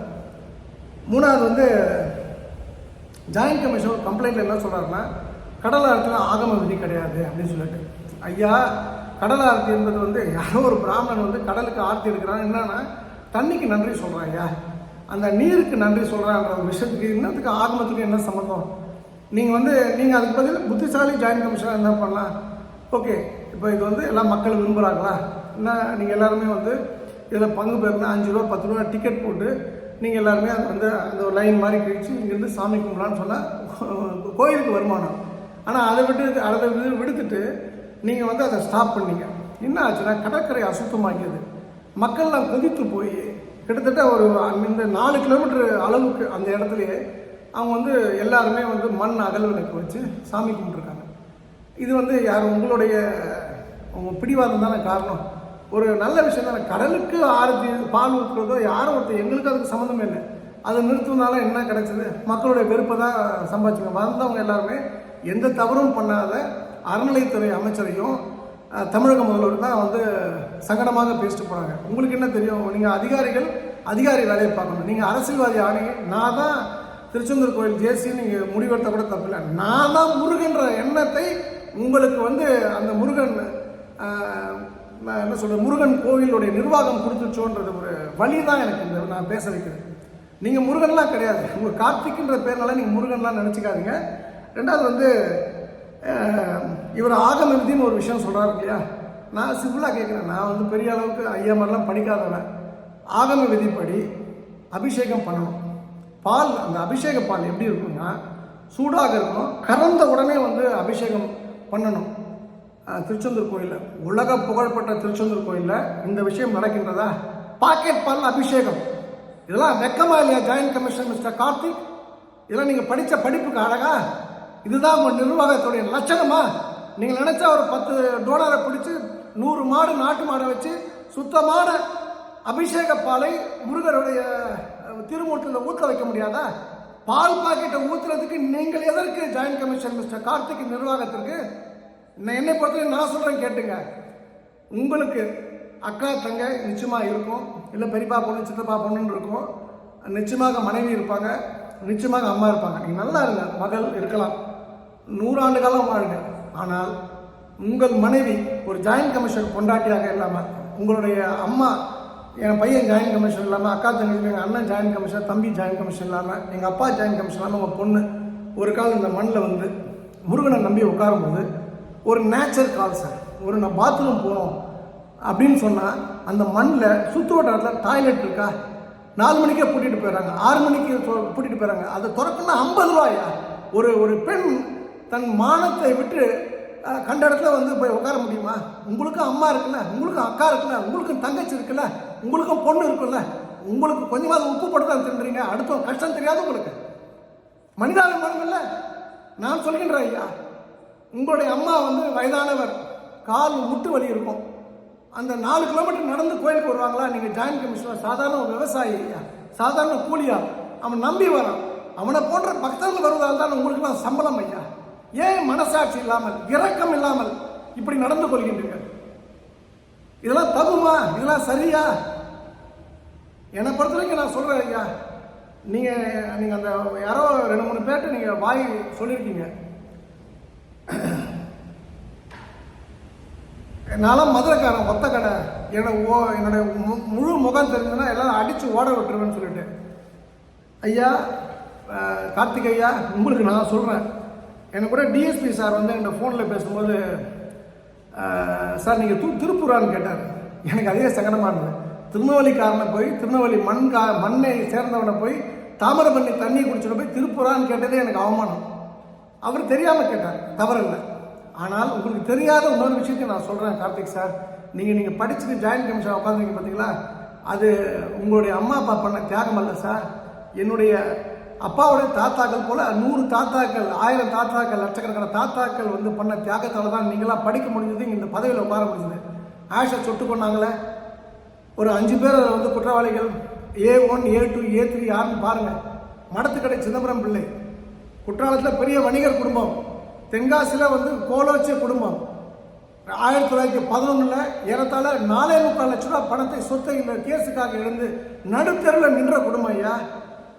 ஆஷ் அந்த காலத்தில் வந்து ஆங்கிலேயர்கள் பீரங்கிகளோடையும் துப்பாக்கியோடையும் போர் முனையில் வந்து எப்படி வந்து எதிரி நாட்டை வந்து சூறையாடுவதற்கு நின்னார்களோ, அது போல் சாமானியர் முன்னாடி நிராயுத பாணியாக நின்ன மக்கள் முன்னாடி நின்ன தருணத்தில் அந்த ஆங்கிலேயனுடைய ரெப்ரஸன்டேட்டிவ், ஒரு கலெக்டர் ஆஃப் த டிஸ்ட்ரிக்ட் சுட்டு கொண்டாங்க பிளான் பண்ணி.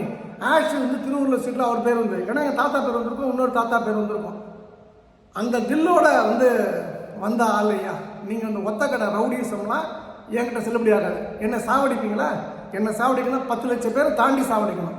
என்னை ஜெயிலில் போடுவீங்களா? ஜெயிலில் போடணுன்னா நீங்கள் பாருங்கள், போலீஸுக்கு தவறான தகவலை கொடுத்து என் கூட எத்தனை பேர் வராங்கன்னு பாருங்கள். அதில் பெண்கள் பெரும்பான்மையானவர்களாக இருப்பாங்க. உங்களுடைய அரசியல், நீங்கள் அதிகாரியாக நடந்து கொள்ளுங்கள். நீங்கள் அரசியல்வாதியாக மாறி இந்த அரசாங்கத்துக்கு மிகப்பெரிய கெட்ட பேரையும் உங்களுடைய நிர்வாக திறமையையும் உலகத்துக்கு ஒரு என்ன சொல்கிறது, படம் போட்டு காமிச்சிருக்கீங்க. நான் சொல்கிறேன், இப்போ உங்களுக்கு சொல்கிறேன், நீங்கள் என்னை ஒன்றும் பண்ண முடியாது. ஐ எம் டெல்லிங் யூ, நீங்கள் பண்ண தவறெல்லாம் உங்களோட தப்பு. ஒருத்தன் அனுமதி கேட்டு வரா, நீங்கள் பண்ணாதான்னு சொன்னால் எவனும் பண்ணியிருக்க மாட்டான். 5 வருஷமாக நடக்குது. நீங்கள் ஜாயின்ட் கமிஷன் ஆச்சு 2 வருஷம் நடந்துருக்கு. நீங்கள் ஒவ்வொரு முறையும் சாப்பிட வந்தீங்களே, என்ன மாட்டு சாணத்தை தின்னுட்டு போனீங்க, சோறு தான் தின்னீங்க. நாங்கள் அப்போ உங்களுக்கு கேள்வி வரலையா? நீங்கள் என்ன பேரல நிர்வாகம் நடத்துறீங்க? 8 மணிக்கு நான் சோறு பண்ணேன், 8 மணிக்கு அப்புறம் உங்கள் அம்மா வராங்க கோயிலுக்கு, உங்கள் நிர்வாகம் கதவை திறந்து வச்சு சோறு போடுமா? நீ சோறு போட்டால் ஏன் அடுத்து வந்து சோறு போட போகலாம்? அன்னதானத்தை ஸ்டாப் பண்ணுறீங்களே சார், உங்களுடைய குலம் நல்லா இருக்குமா? நீங்கள் நல்லா இருப்பீங்களா? ஒரு 2 உதவாக்கார 2 பயல்களோட பேச்சை கேட்டு நிர்வாகத்தை சீர்குலைத்து மிக அற்புதமான ஒரு ஆட்சிக்கு கெட்ட பேரை கொண்டு போயிருக்கீங்க. இன்னைக்கு திருச்செந்தூர் சம்பித்து போவதற்கு காரணம் ஜாயின்ட் கமிஷனர் மிஸ்டர் கார்த்திக் மட்டும்தான். என்னை பொறுத்த வரைக்கும் நானும் PhD பண்ணியிருக்கேன் sir. You are unfit for the joint commissioner post. நீங்கள் நேர்மையானவர், நான் மறுக்கல. ஆண்டாள் பொதுவாக சொல்கிறேன், நீங்கள் நேர்மையானவர். அதில் யார் எனக்கு மாற்ற நினச்சாலும் மாற்ற முடியாது.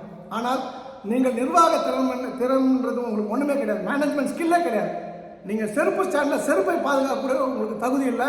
அங்கே இருக்கக்கூடிய அப்பாவி திருசுதந்திரங்களை நீங்கள் மிரட்டலாம். அவங்கெல்லாம் வேற வழி இல்லை. அவனுக்கு திருச்செந்தூர் விட்டா கதி கிடையாது. நீங்கள் அது போல சாமானிய ஓட்டர்ஸ் நினைக்காதீங்க, இந்திய குடிமகன் நினைக்காதீங்க. நீ என்ன சொல்றீங்க, நிலாசோறு சாப்பிடக்கூடாதுன்னு சொல்லிட்டா, நாளைக்கு நிலாசோறு சாப்பிட்டு அரெஸ்ட் பண்ணுவேன். நீங்கள் பிளான் பண்ணுறீங்க. என்ன பிளான் பண்ணுறீங்க? நான் பீச்சுக்குள்ளே விடமாட்டேன்னு சொல்லிட்டு நான் கேட்குறேன், நாளைக்கு ஃபினான்ஸ் மினிஸ்டர் நிர்மலா சீதாராமன் வராங்க, நீங்கள் அரெஸ்ட் பண்ணிடுவீங்களா? உங்களுக்கு அந்த தைரியம் இருக்கா, தில் இருக்கா, திராணி இருக்கின்றதா? நாளைக்கு ஹோம் மினிஸ்டர் வருவார், நாளைக்கு ராணுவ அமைச்சர் வருவார், நாளைக்கு நீர்ப்பாசனத்துறை அமைச்சர் வருவார், பிரதம மந்திரியே வரலாம், நாளைக்கு ஆளுநர் கவர்னர் வரலாம். நீங்கள் எல்லாத்தையும் அரெஸ்ட் பண்ணுவீங்களா? உங்களுக்கு அந்த அதிகாரத்தை யாராவது கொடுத்துருக்காங்களா? போலீஸை மிஸ்யூஸ் பண்ணாதீங்க. நம்ம நாட்டு போலீஸ், குறிப்பாக தமிழ்நாட்டு போலீஸ் கரெக்டாக இருக்காங்க. அவங்க சொல்லக்கூடிய வேலையை செய்ய போகிறாங்க. அவங்க உங்களுடைய இன்எக்ஸ்பீரியன்ஸு, முட்டாள்தனமான பிஹேவியர், குப்பத்தனமான ஐடியாஸு, அதால் மக்கள் பாதிக்கப்படுறாங்க. அதனால் கூட்டம் ஏறுது. அவன் சாமி கும்பிட்டு அவன் பாட்டு போகிறான். அதெல்லாம் விட்டுட்டு நான் தான் முருகன்ற மாதிரி உங்களுக்கு எண்ணம் வந்ததுனால தான் இவ்வளோ பெரிய சீரழிவு, இவ்வளோ பெரிய கூட்டங்கள். 7 மணி நேரம் 8 மணி நேரம் சமைச்சு போய் சாமி பார்க்காம உங்களை வெறுப்பில் திருப்பி போகிறாங்க பார்த்தீங்களா? அந்த பாவம் உங்களை சும்மா விடுமா? மிரட்டாதீங்க யாரையுமே. நீங்கள் போடாதீங்கன்னு சொல்லியிருந்தீங்கன்னா போட்டுக்க போதில்லை. அங்கே நீங்கள் வந்து 2 வருஷம் ஆச்சு இல்லையா? நாங்கள் கொடுத்து 25 லட்ச ரூபா கொடுத்தா டாய்லெட் இப்போ எங்கே இருக்குது? அதையும் விட்டு தின்னுட்டீங்களா? கொஞ்சமாவது மரியாதை வேண்டாம். ஒரு டோனர் ஒரு நல்ல விஷயம் பண்ணுறாங்கன்னு சொல்லிட்டு எங்களுக்கு தப்பான ஒரு அர்த்தத்தை கற்பிக்கிறது. உனக்கு என்ன விஷயம்? நீங்கள் நியாயமானவர்னா பாஸை கொடுக்கல. ஒவ்வொரு பாஸும் 500 ரூபாயிலிருந்து 1000 ரூபாய்க்கு விற்கப்படுகிறது. அந்த வேல் ராமகிருஷ்ணன் ஒரு மனிதர், அவர் யாரும் தெரியாது. அவருக்கு யார் அந்த கோயிலுக்குள்ள வரக்கூடிய அதிகாரத்தை கொடுத்தது? அவருக்கு அந்த கோயிலுக்கு என்ன சம்பந்தம்? ஒரு சேர்மன் வரலாம், அறங்காவலர் குழு வரலாம், அவங்க நிர்வாகம் பண்ணலாம். வேல் ராமகிருஷ்ணன், ஹூ இஸ் மிஸ்டர் வேல் ராமகிருஷ்ணன்? நான் அடுத்த கேள்வி நான் கேட்கிறேன், ஹூ இஸ் படி ஏசோ? அவருக்கு யார் அந்த அதிகாரத்தை கொடுத்தது? உங்களுக்கு அடியாவா? அவர் என்னெல்லாம் வேலை பண்ணிருக்காரு உங்களுக்கு தெரியுமா? நீங்கள் இன்டெலிஜென்ஸ், ஒவ்வொரு டிஸ்ட்ரிக்ட் ஒரு இன்டெலிஜென்ஸ், எஸ்பி இன்டெலிஜென்ஸ் விட்டு நோட் பண்ண சொல்லுங்கள், நேர்மையான ரிப்போர்ட்டை கொடுக்க சொல்லுங்கள். நாங்கள் தப்பு பண்ணியிருந்தா எல்லாருமே ட்ரெயினில் செத்து போகிறோம் சார். மனிதன் ஒரு கோயிலில் போய் சாமி கூட எங்களுக்கு தகுதி இல்லைன்னா இந்த பூமியில் வாழ்ந்து என்ன பண்ண? மனசாட்சி இருக்கின்றதா உங்களுக்கு? நான் சொல்கிறேன், இதோட விட மாட்டேன் சார். இப்போ நீங்கள் சொல்கிறீங்க அன்னதானம் போடக்கூடாது. ஸ்ரீ கந்த குரு ஃபவுண்டேஷன் ஈரோடை சேர்ந்த ஒரு நிறுவனம், 9842023346. அவர் மாதம் ஜிபே அனுப்புங்கன்னு சொல்லி கேட்குறாரு. அவர் உங்களோட ஏஎஸ்ஓ வேண்டப்பட்டவர், அதனால் அவர் மட்டும் சோறு போடலாம். அவர் ஜிபேக்கு அனுப்புங்க, ஏன் அக்கௌண்ட்டுக்கு அனுப்புங்கன்னு சொல்லி திருச்செந்தூர் பேரை வச்சு கேட்குறாரு. அவர் மேலே என்ன நடவடிக்கை எடுத்திருக்காரு? எங்கள் மேலே அது மாதிரி குற்றச்சாட்டு சொல்ல முடியுமா உங்களால்? நான் சொல்கிறேன், உங்களோட ரவுடிசம்லாம் மதுரை ஒத்தக்கொடையை நிறுத்துங்க. ஆம்ஸ்ட்ராங் அவன் ஒரு தலித், அதனால் அவனுடைய சாவு 10ஓட போனவனாக காலம் மறந்து போயிடும். நான் முருகர் பக்தர், நாங்கள் முருக பக்தர்கள். எங்களையும் உங்களோட ரவுடிசம், நீங்கள் தவறாக போலீஸை வழிநடத்தி தவறாக நிர்வாகத்தை ஸ்தம்பிக்க செய்ததை வைத்துக்கொண்டு எங்கள் எல்லாருமே உங்களுடைய ஆயுத கரங்களால் அடக்கணும்னு நினச்சிங்கன்னா அதற்கான பதில் ரொம்ப ஸ்ட்ராங்காக இருக்கும். பதில்னா உங்களை மாதிரி நாங்கள் ரவுடிசம் கிடையாது. உங்களுடைய நிர்வாகம், இந்த கட்டிங்கு, கரப்ஷனு, கமிஷனு, இதெல்லாம் உங்களோட ஏஎஸ்ஓ அவங்களுக்கு தான் தெரியும். ரவுடிசம்னா எங்களுக்கு தெரியாது. எங்களுக்கு தெரிஞ்சதெல்லாம் நாங்கள் கோர்ட்டை நம்புகிறோம். நான் கோர்ட்டில் 2 விஷயம் கேட்பேன். ஒன்று, ஆன்லைன் டிக்கெட்டில் ஊழல் நடக்குது. 15 டேஸ்க்கு முன்னாடி ஆன்லைன் நைட்டு 1 மணிக்கு ஓப்பன் ஆகுது. எவ்வளோ பேருக்கு கிடைக்குது? ஆதார் கார்டை வச்சு நீங்கள் சொல்ல முடியுமா? நீங்கள் இப்போ அதையும் பிளாக் பண்ண சொல்லியிருக்கீங்க. அந்த 20 டிக்கெட்டை நீங்கள் எடுத்தீங்கன்னா அப்புறம் பப்ளிக் எப்படி அந்த அபிஷேகத்தை அட்டன் பண்ணுவாங்க? Only for VIPs. நான் ஒன்று அடுத்த கேள்வி கேட்குறேன். சினிமா நடிகர்கள் எந்த விதத்தில் நாட்டுக்கு முக்கியமானவர்கள்? எங்கள் அப்பாவோட தாத்தா தேச போராட்டத்தை நடத்தி ஒரு நடத்திய சுதேசமித்திரன் பத்திரிகை எங்களுடைய சொந்த பத்திரிகை. நான் போய் கேட்டேன், நான் இதெல்லாம் பண்ணியிருக்கேன், எனக்கு ஒரு முன்னுரிமை கொடுங்கன்னு சொல்லிட்டு நான் 2000 இல்லை கொடுத்து போகிறேன், இல்லை க்யூவில் நின்று போகிறேன். தமிழிசை சவுந்தரராஜன் கவர்னராக இருந்து போனப்போ நான் அண்ணா சாதாரண பொது தரிசன க்யூவில் வந்தப்போ நீங்கள் பத்திரி போய் ஐயாவை உள்ள விடுங்கன்னு சொன்னீங்களே, அந்த சொக்கலிங்கமாக நான் கேட்குறேன். சிவகார்த்திகேயன் இந்த நாட்டுக்கு என்ன பண்ணாரியா? நடிகர் யோகி பாபு என்ன பண்ணாரியா? ரோஜாவது ex MLA ex minister, okay sir. சினிமாக்காரர்கள் சினி ஜெயந்த் என்ன பண்ணார்? அவங்க பையனாவது ஒரு கலெக்டர், அவங்க பையன் டெப்டி கலெக்டர், அக்செப்டட், அக்ரீடு. வரக்கூடிய சினிமா வடிவேலு என்ன பண்ணார் நாட்டுக்கு? அவங்களுக்குலாம் எதுக்கு விஐபி டிக்கெட்டு? விஐபி டிக்கெட்னா என்ன இருக்கும்? நான் கோர்ட்டை கேட்குறேன். விஐபிக்குன்றது டெஃபினேஷன் வேணும். ஒரு ராணுவ வீரன் வரான், ராணுவ அதிகாரி வரார், ஒரு பிரிகேடியர் வரார், ஒரு லெப்டினன்ட் கர்னல் வரார், நீங்கள் அவனை அனுப்புங்க. ஒரு மந்திரி வரார், கவர்னர் வரார், எம்எல்ஏ வரார், அனுப்புங்க. சினிமாக்காரனுக்கு எதுக்கு முன்னுரிமை? சினிமாக்காரனுக்கு இந்த கோயிலுக்கு என்ன சம்மந்தம்? இந்த அதிகாரத்தை உங்களுக்கு யார் கொடுத்தா? நான் கோர்ட்டில் கேட்குறேன். You be ready with your answers, shit answers. Number 2, 2 பேர் ஊழல். வேல் ராமகிருஷ்ணன் அவருக்கு என்ன role, what role is playing inside the temple. Number 2, ASO Ramachandran அப்பாயின்மெண்ட்டை நான் சேலஞ்ச் பண்ணுறேன். அந்த நிறுவனம் எது, ஏன் இவங்களுக்கு 49,500 ரூபாய் கொடுக்கணும் அப்படின்றத நான் சேலஞ்ச் பண்ணுறேன். 35லேருந்து 50 பாஸ் ஒரு நாளைக்கு இந்த வேல் ராமகிருஷ்ணன் கொடுக்கணும். ஏன் அவருக்கு? அவர் super power of Thiruchendur temple is more powerful than Thiruchendur Murugar. ஒரு ஐயர்களையும் அசிங்கப்படுத்தி அவமானப்படுத்தி வாயிலா பூச்சியில் இருக்கிறதால அவெல்லாம் வாய முடிட்டு போவான். அன்றைக்கி நீங்கள் நினச்சதுக்கு நாங்கள் ப்ரொடெஸ்ட் பண்ண நினச்சதுன்னா அரசாங்கத்துக்கு கெட்ட பேர் ஏற்பட்டிருக்கும். அன்றைக்கி தான் அசம்பாவிதங்கள் நடந்திருக்கும். வாய முடிட்டு போவோம். டசன் மீன் தட் நாங்கள் உங்களை அடிமைகள் இல்லை, நாங்கள் பயந்து போயிட்டோம் இல்லை. இது எங்களோட உரிமை. முருகனை எப்படி கும்பிடுறது, ஏன் கும்பிடுறோம்? நீங்கள் சொல்கிறீங்க மைக்கை பிடிச்சி என்ன சொல்கிறீங்க? நாங்கள் கேட்டை க்ளோஸ் பண்ணிட்டோம், போலீஸை வீட்டு. போலீஸ் என்ன சொல்லுவாங்க? அவங்க வந்து ஒரு கவர்மெண்ட்டோடைய ஒரு நீங்கள் சொல்கிற ஒரு ஜாயின்ட் கமிஷனால் அவங்க கேட்டு க்ளோஸ் பண்ணுவாங்க. அசம்பாவிதம் வந்துடக்கூடாது பயத்தில் நீங்கள் பேரிகேட் போட்டு ஸ்டாப் பண்ணிட்டாங்க. நீங்கள் என்ன பண்ணுறீங்க? மைக்கை பிடிச்சி நாளைக்கு பஸ் வராது, இப்பயே கிளம்பி போங்கன்னு சொன்ன விஷயங்கள்லாம் உண்டு. இப்போ நான் கோர்ட்டில் கேட்பேன், இது ஏன் சொன்னாங்க மைக்கை பிடிச்சி எல்லாம் கிளம்பி போங்க? என் கோயிலில் நான் எவ்வளோ மணி நேரம் வேணா இருப்பேன். கோயிலுக்குள்ளே இருக்கிறத வேணால் நீங்கள் தடுக்கலாம். கோயிலை சுற்றி நான் இருக்கக்கூடாதுன்னு சொல்கிறதுக்கு அந்த அதிகாரத்தை உங்களுக்கு யார் கொடுத்தது என்று நான் கோர்ட்டில் நான் கேட்கணும் இல்லையான்னு பாருங்கள். நான் நாங்கள் பண்ணலாம் சார், நாங்கள் பண்ண நினச்சா பண்ணலாம். நாங்கள் சேலஞ்ச் பண்ணி போலீஸ் ப்ரொடெக்ஷன் வாங்கி உங்களுக்கே டைரக்ஷன் வாங்கி நான் பண்ணலாம். We are not interested sir. நாங்கள் பண்ணலை சார். நாங்கள் மண்டபத்தை எடுத்து போலீஸ் ப்ரொடெக்ஷன் வாங்கி கூட நான் பண்ணலாம். ஐஜி ஜோனை மீட் பண்ணலாம், எஸ்பியை பார்க்கலாம், இல்லை தேவைப்பட்ட சிஎம்ஐ பார்க்கலாம். நாங்கள் பண்ணலாம், அது விஷயம் இல்லை சார். நாங்கள் எல்லாத்தையும் விட்டுருவோம் சார். நீங்கள் 8 to 8 சோறு போடுறீங்களா? அந்த 8 to 8 எவ்வளோ பேருக்கு சோறு போட்டீங்கன்னு நான் கேட்குறேன். நம்ம வந்து போலீஸ் அறிக்கை இருக்கு இல்லையா, இன்ட்டு டு சிஎம்லாம் அறிக்கை போகும் இல்லையா, அதில் எவ்வளோ பேர் வராங்கன்னு பாருங்கள் சார். எத்தனை பேர் பட்டினியோடு இருக்காங்க சார்? முருக பக்தர்களை பட்டினி போட்டு உங்களுக்கு என்ன சார் ஆக போகுது? அதாவது ஒரு அதிகாரியோட தவறு. நீங்கள் பாண்டிய மன்னர் கதையெல்லாம் படிக்கும்போது சமணர்களுக்கும் சைவர்களுக்கும் உள்ள பிரச்சனையில் நிறைய தவறை மன்னர்கள் பண்ணும்போது அதில் ஏற்பட்ட பாவத்தால் அவர் எவ்வளோ பெரிய உடம்பு உபாதைக்கு உண்டானார் தெரியுமா? இப்போ நீங்கள் செய்யக்கூடிய பாவம் தமிழகத்துடைய முதல்வரை பாதிக்கக்கூடிய விஷயம். நீங்கள் வந்து ஏன் இந்த தப்பை பண்ணுறீங்க? உங்களுக்கு என்ன சந்தோஷம்?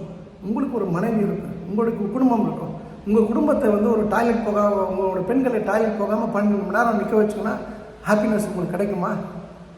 உங்களுடைய அம்மாவை வந்து உங்களுடைய பாட்டியை வந்து 5 மணி நேரம் இரவு நடக்க வச்சு நிற்க வச்சு உட்காரத்துக்கு இடம் இல்லாமல் கூட நீங்கள் பண்ணிங்கன்னா அது சரியாக இருக்குமா? இன்ஸ்டன்ட் நீங்கள் வந்து என்ன பண்ணிருக்கணும்? கலெக்டர் இருக்கார், ஐஏஎஸ் படித்தார், உங்களுக்கு நிர்வாக திறமை இல்லை, திறமை உள்ள ஐஏஎஸ் ஆஃபீஸர் இருக்கார், எஸ்பி இருக்காங்க, ஜோன் ஐஜி இருக்காங்க. சார் இது வந்து ஏதோ ஒரு ரீசன் மக்கள் நம்பி வராங்க சார், எனக்கு நல்ல ப்ரொடெக்ஷன் கொடுக்கணும் sir, I want to give it the best services sir. என்னெல்லாம் வந்து நம்ம லேப்சஸ் அப்படின்னு போய் பேசணும் இல்லையா? ஏன் பேசலை?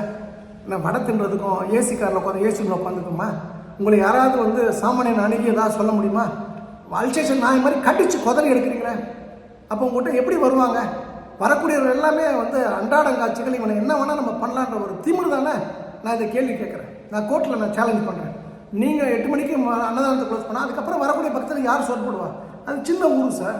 பட் நீங்கள் மக்களை ஸ்டாப் பண்ண முடியாது. நீங்கள் நினச்ச மாதிரி நாளைக்கு பீச்சை க்ளோஸ் பண்ணுறேன், நான் வந்து கோவிலில் வந்து இந்த ரோடை பிளாக் பண்ணுறேன்னு நினச்சிங்கன்னா அது மிகப்பெரிய கெட்ட பேர் இந்த தமிழக அரசு உண்டு பண்ணும். இது வரைக்கும் எல்லாருமே நல்லபடியாக போயிட்டுருக்கு. உங்களால் வந்து ஒரு அரசாங்கத்துக்கு உங்களுடைய மினிஸ்டர் அண்ணன் திரு சேகர்பாபு அவருக்கு கெட்ட பேர் அப்படின்னு சொன்னால் நீங்களாம் கடுமையாக தண்டிக்கப்பட வேண்டியவர் சார். ஒரு டாய்லெட் பாத்ரூம் போட ஒரு மொபைல் டாய்லெட் நானே ஒரு 40 நாளில் பண்ணி கொடுத்தேன்.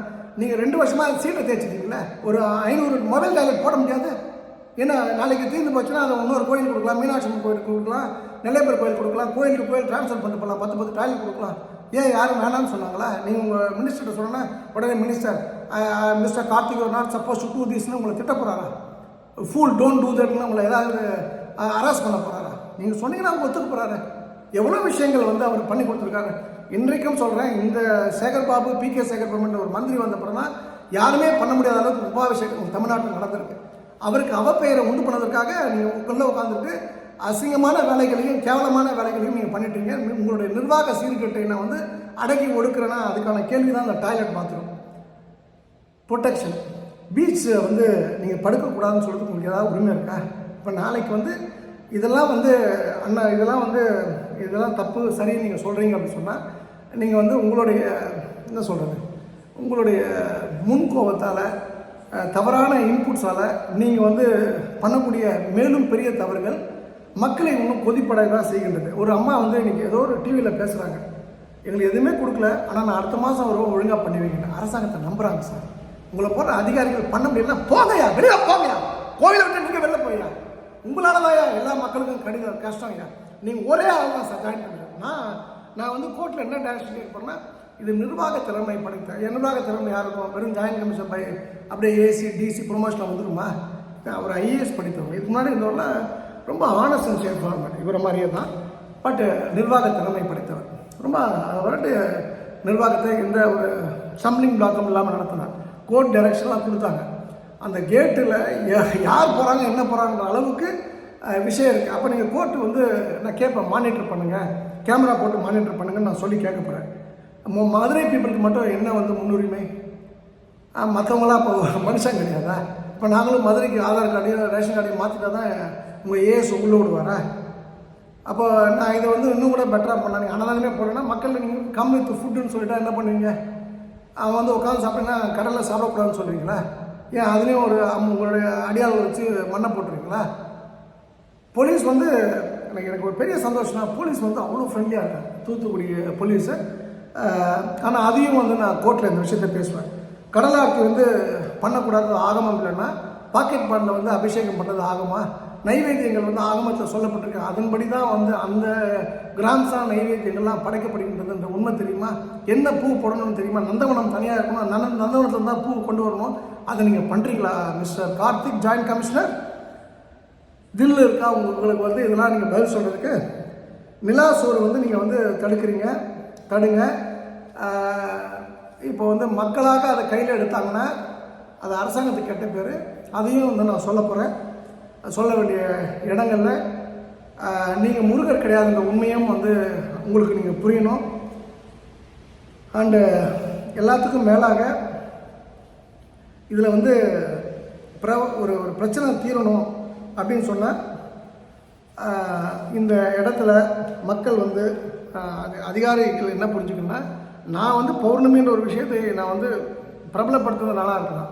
ஆனால் அதுக்கப்புறம் எல்லா அந்த பரிகாரம் இருக்கிற எல்லா ஜோசிக்காரங்களும் எல்லா ஆட்களுமே திருச்செந்தூர் பௌர்ணமி நான் தான் வந்து நவாவர்ண பூஜைன்ற ஒரு விஷயத்தை காமாட்சியில் அன்வென்ட் பண்ணுது.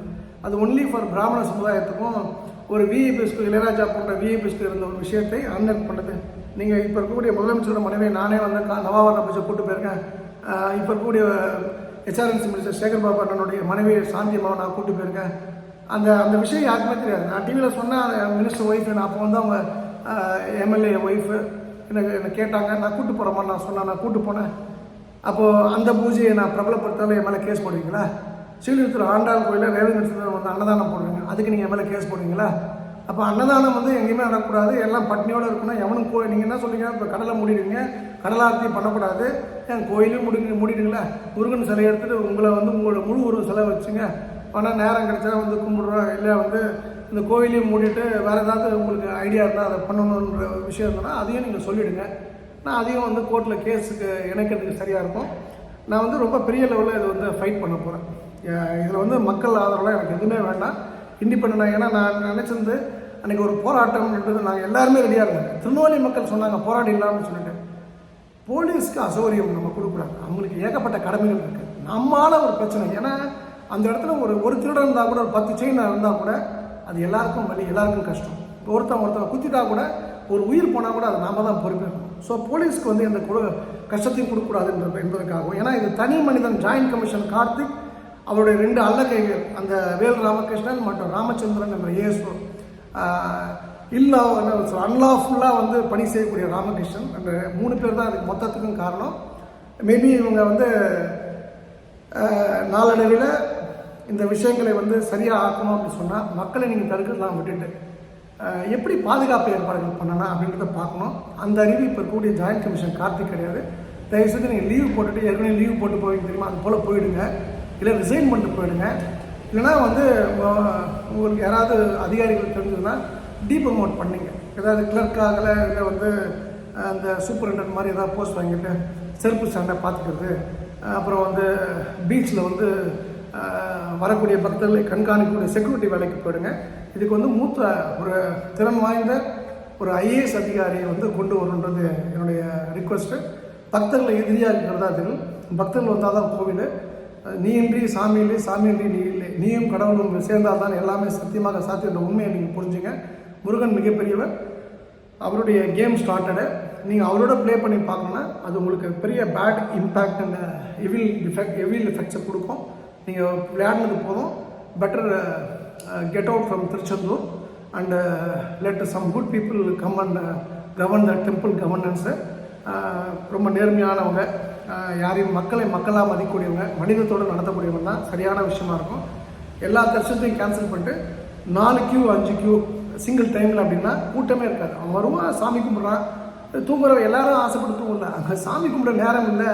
இவங்க நடுவில் 500 பேர் 1000 பேர் உட போய் தான் அவன் பிளாக் ஆகி அவன் நைட்டு இருந்து அடுத்த நாள் பார்த்துட்டு போகிறான். அவன் அன்றைக்கி பார்த்துக்கலாம், அவன் அதுக்கப்புறம் அவன் அங்கே இருக்க போகிறான். எத்தனை பேர் நைட்டு தூங்க போகிறாங்க. ஸோ ஒரு காலம் அப்படி தூங்கினா கூட அவங்களுக்கு பாதுகாப்பை கொடுக்கறதுக்கு என்னெல்லாம் பண்ணலான்றதான் சிந்திக்கணும்.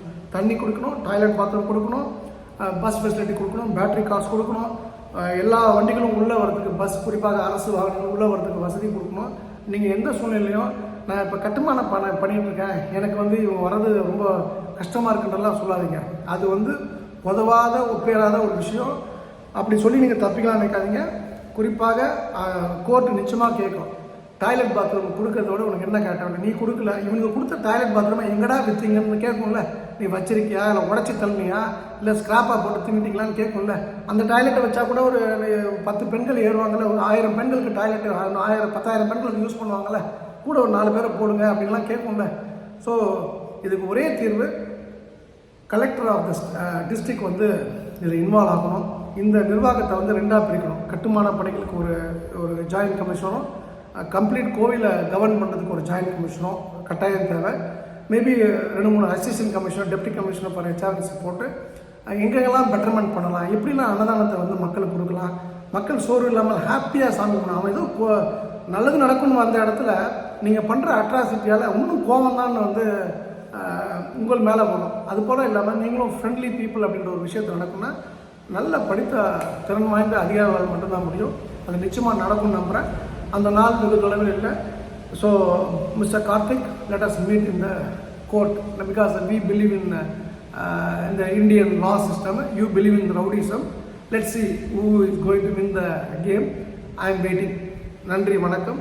இந்த அருமையான வாய்ப்பு கொடுத்த திருச்செந்தூர் பணிமுக்கம் என் தாய் ஆண்டாளுக்கும் நரசிம்மருக்கும் நன்றி.